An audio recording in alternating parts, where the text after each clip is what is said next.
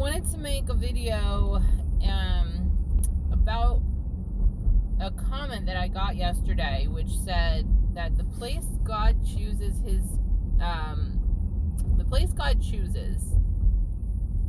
after Yeshua is our tent. And the way that the gentleman said it, like, he was trying to use that as a reason why we can keep the feast today, because we are now the temple, right? And he called it a tent. And Paul, I'm really not good with references, so I don't remember where. You'll have to look it up. But Paul says he's a tent maker, right? Is he literally a tent maker? Like, is he taking linen and sewing it together and building tents? Or is he discipling people and creating new temples, living temples, right? The living stones. So, okay. If we follow this analogy that Paul is making the tent, our body, we are the temple, so our body is the tent. What's on the inside of the temple? Inside the tent, the tabernacle was a tent. What was on the inside, in the heart of the tabernacle, was the Ark of the Covenant. And inside our tent, in the middle, is our heart. Our heart is symbolic of the Ark of the Covenant. And what was inside the Ark of the Covenant? The 10 Commandments, the 2 tables of stone with the 10 Commandments written on them. So inside your heart is supposed to be the 10 Commandments. And then on the outside of the Ark of the Covenant is where Moses placed the book of the law. And what are we supposed to do? Crucify your flesh and circumcise your heart. If you circumcise something, right, when you circumcise a baby, the boy, right, you cut off the tip, right? You cut off the outside covering. If you cut off the outside covering of your heart, which is symbolic of the Ark of the Covenant, if you cut off the outside, you cut off the sacrificial law. We are getting rid of the sacrificial law. Circumcise your flesh or your heart. Circumcise your heart. Get rid of that schoolmaster. You don't have to do the schoolmaster, and part of the schoolmaster is the feasts, because they come with sacrifice.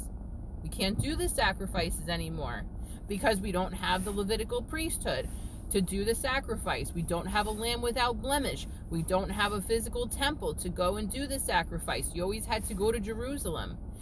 The land had to be at rest. Jerusalem's definitely not at rest right now. It's literally on fire. We are not at rest right now. Even if we are the temple, we are not at rest right now, because we should all be going through the sanctification process, getting ready for the Messiah.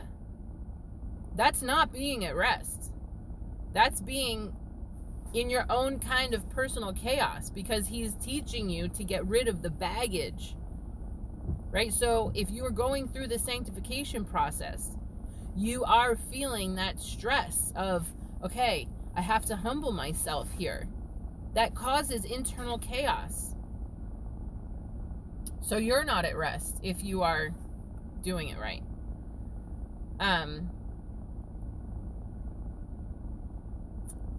So, yeah, you can't do the feast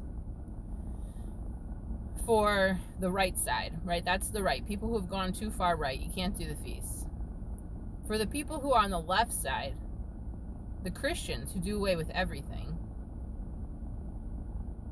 but keep things like tithing, like, that's part of the law. That's part of the sacrificial law. So you are, you're participating in that sacrificial law and not keeping the commandments, which should be inside your heart. So stop doing that. Stop going to the Sunday church. Stop profaning God's Sabbath.